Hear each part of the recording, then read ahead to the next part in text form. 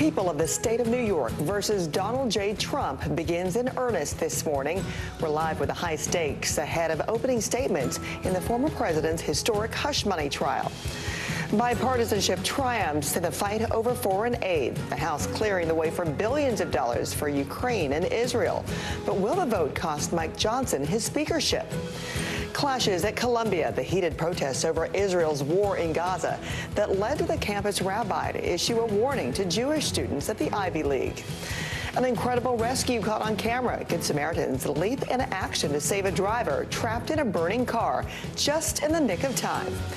And Kevin Bacon still gotta cut loose. The star returns to the school where he filmed Footloose 40 years later. It's Monday, April 22nd. Early Today starts right now. Good morning. Glad you're with me. I'm Frances Rivera. Arguments will soon begin in the historic criminal hush money trial of Donald Trump. Within hours, the jury will hear opening arguments. The lawyers will give a preview of the facts to come in the case against the former president. NBC's Bree Jackson joins us now. Bree, good morning. The political and personal stakes are high for Mr. Trump. They absolutely are. Good morning, Francis. So the former president is facing 34 counts of falsifying business records. Prosecutors will begin to make their case that Mr. Trump made a $130,000 payment to keep Stormy Daniels quiet about an alleged sexual encounter. Prosecutors allege that this is election interference. The former president denies the allegations and has pleaded not guilty. If he is convicted, he could face up to 4 years in prison. Mr. Trump has said he is willing to take the witness stand.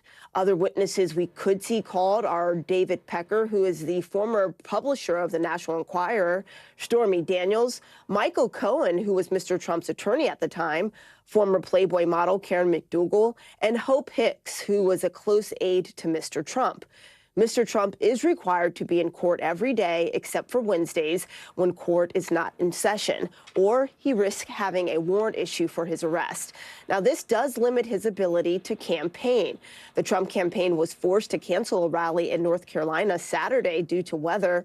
In Mr. Trump's legal calendar, it is very busy this week. Today, he also has a hearing in the New York civil fraud case.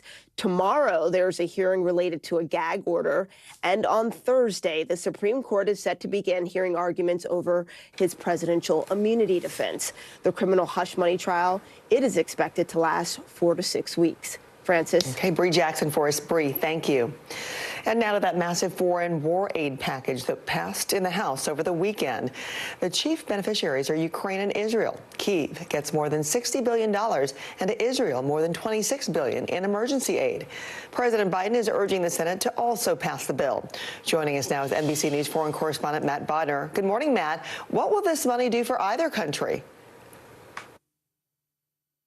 Thank you, Francis. Well, definitely some major developments for both Ukraine and Israel over the weekend.